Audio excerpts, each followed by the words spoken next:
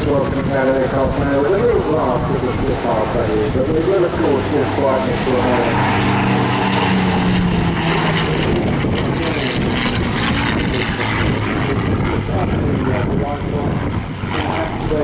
halt. I used to say that engine continues to load at engine Spitfire, but in this case absolutely poignant given the history of this coastline and the Second World War, and the history of the Spitfire itself and the other fighters that of course not only crossed the ship of the channel, but also many members of the captain with Mr. Hardy.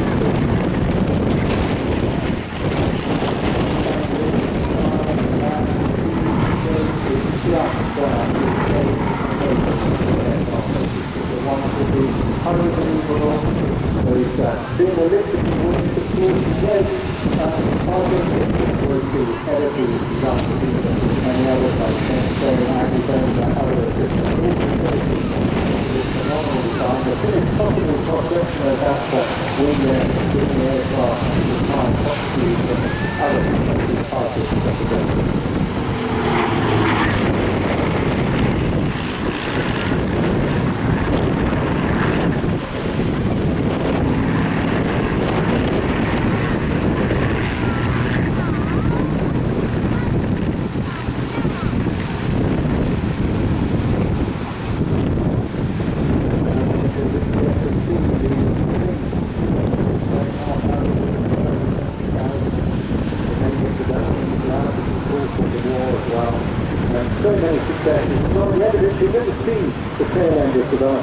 of the Spitfire range when the Royce Mustang arrived in an hour 30 time.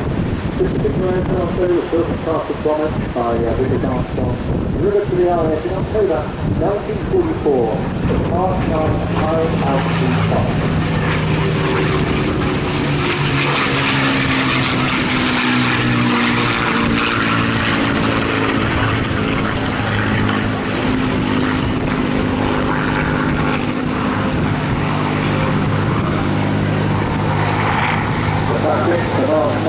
Different ways, a refinement, and power. This is down in the thing that only here on a very early mark, very short burst, the introduction of the cannon made a big difference to fighting power of this machine.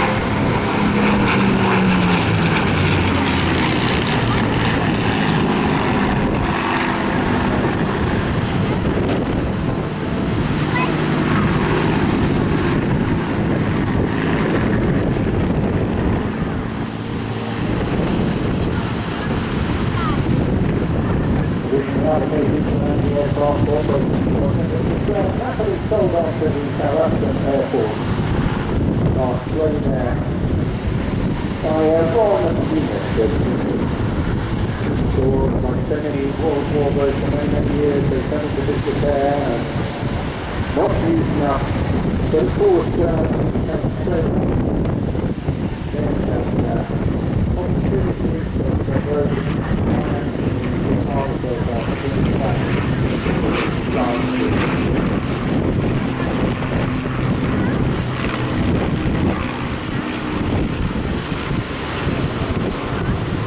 very much a hybrid to a certain extent, the spares for this particular aircraft are sourced from all over the world, and it's a story in itself of epic restoration.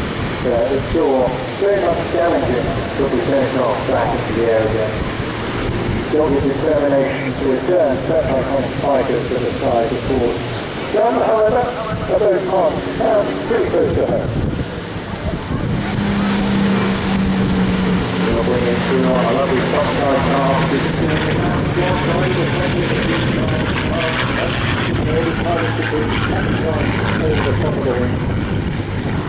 Really gives you a marvellous feeling to be right in the centre of any aircraft.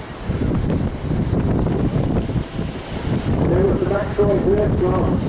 Would you believe one of the wings was salvaged from a hedge outside Cosmere, Exeter? And with a fully rebuilt Merlin engine installed in the CAA, happy that all the work, refurbishment is done in high standard.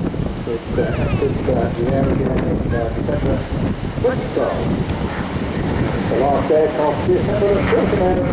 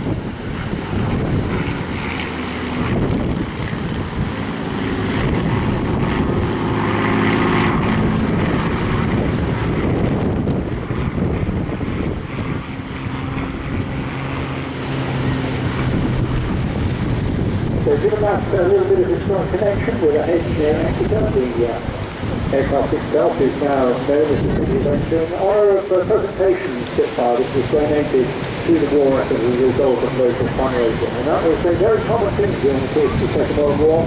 Each town and city around the country doing their best to get another fighter or bomber into the air to keep the war effort going. The aircraft was presented to the Royal Air Force at Royal Air Force Lancaster, almost 25 years from the day before very early at T32, the last number operating space, so it's good news. Very, very fast operating that were there in the Second World War. Well, to return to this, as the Boultbee one, it's because it is operating through the Boultbee Academy, but actually in association with the airplanes that schools there hire under, and you'll find it at Spitfire.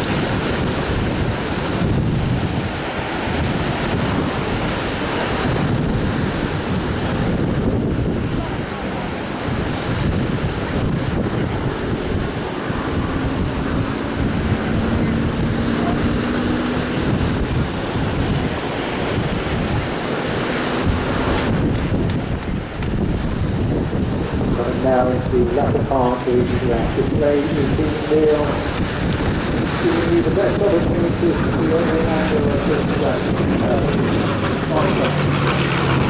I always say if you put slides in this slide, it's not certainly good, not the way it's meant to do,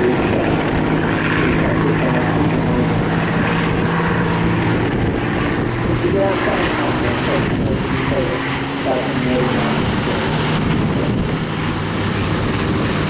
and of course with the side approaching, and then it's on to do the basic design where these machines. Now of course it's you train many things to that Spitfire, but the one thing we couldn't do was get the majority of skills in the second airway, and certainly the first part of the Battle of Britain. And it's coming online a little later. The Hurricane is still there under the control of that Britain out there, and we'll see it plainly a little later on.